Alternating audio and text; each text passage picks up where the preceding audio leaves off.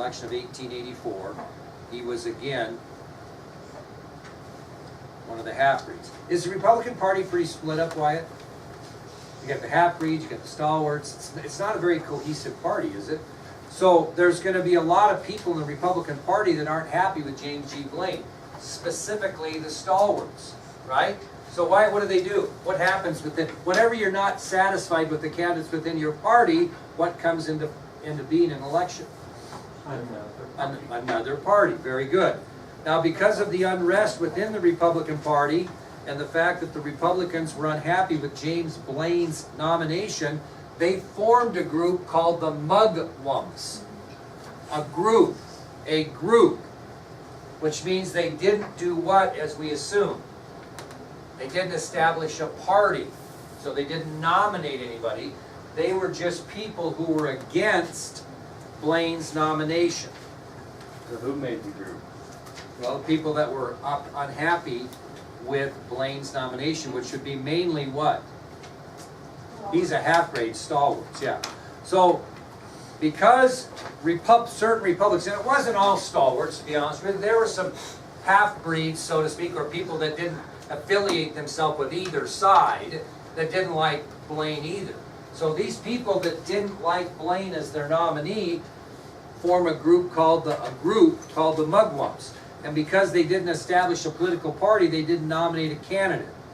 But what did they do that made a difference in the election? What did the Mugwumps do when it came to time to go to the polls? They voted for the other candidate, right? They voted for the other candidate.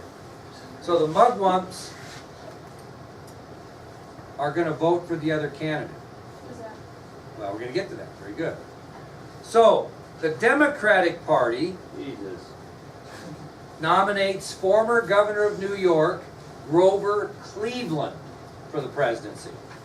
So the Republican Party's all messed up. They're fighting within themselves. You got the stalwarts, you got the half-breeds, now you got the Mugwumps, all these different parties, so to speak, or people. And the advantage is certainly going to be to the Democratic nominee, former governor of New York, Grover Cleveland. Now, despite all this political unrest, do you really think those Mugwumps are really going to vote? I mean, they're going to threaten to, but the chances of vote for the Democratic Party nominee aren't that great, but they're sure threatening it. Well, the election seems to be really pretty close until election eve. Anybody on the fence on who they were going to vote for concerning the Republicans was probably going to vote Republican up to New Year's Eve. Or excuse me, election eve. Now, here's what happened. Figure this out. Now, figure this out here. On election eve, a well-known supporter of Republican candidate Blaine referred to the Democratic Party as rum, Romanism, and rebellion. So listen to this again. So despite the political unrest within the Republican Party, the election seems to be very close until election eve, not New Year's Eve, election eve.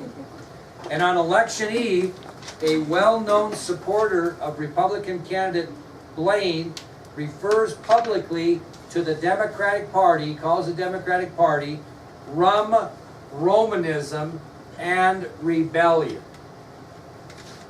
Well, when he calls, this supporter of Blaine, calls the Democratic Party rum, Romanism, and rebellion, who does that offend? Possibly. The Democrats. Well, I'm sure. What group of people in this country did that offend? Rum, Romanism, and rebellion. The Romans. Who? Liberals. Say it. It upset all Catholics because basically rum, Romanism, and rebellion was a slam to Catholics. Okay? A lot of members of the Democratic Party were Catholics, but there were quite a few members of the Republican Party in this country that were also Catholics. So when James Blaine's supporter refers to the Democratic Party as rum, Romanism, and rebellion on election eve, many Republican Roman Catholics voted for who? the Democratic candidate Cleveland. And as a result of that bad judgment, Grover Cleveland wins the election of 1884. He has 219 electoral votes to Blaine's 182, which is really pretty close, but he had the majority needed, and Grover Cleveland, the Democratic candidate, becomes the 22nd president of the United States. So there was no doubt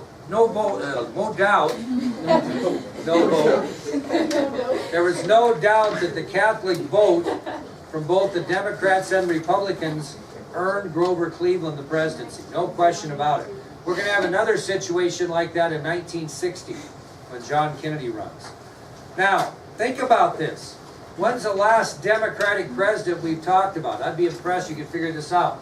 Which one of these guys, here we are right here, which one of these guys was the last Democratic president that was elected? Who was the last Democratic president? Okay, was Arthur, he was Republican, but a stalwart Republican. Garfield, Republican. Hayes was a Republican. Grant was a Republican. Andrew Johnson was a Southern Democrat, but he wasn't elected. Remember, he took over when Lincoln was assassinated. Lincoln was a Republican. You have to go all the way back to James Buchanan to find the last Democratic president. It's been 28 years, 5 elections since a Democrat had won the presidency, and that was in 1856, and we're in 1884. So we've had Republican, Republican, Republican as far as elected presidents for 28 years, with the exception of Andrew Johnson, who was not elected. Okay? So it was a big upset victory for the Democrats. Okay? All right.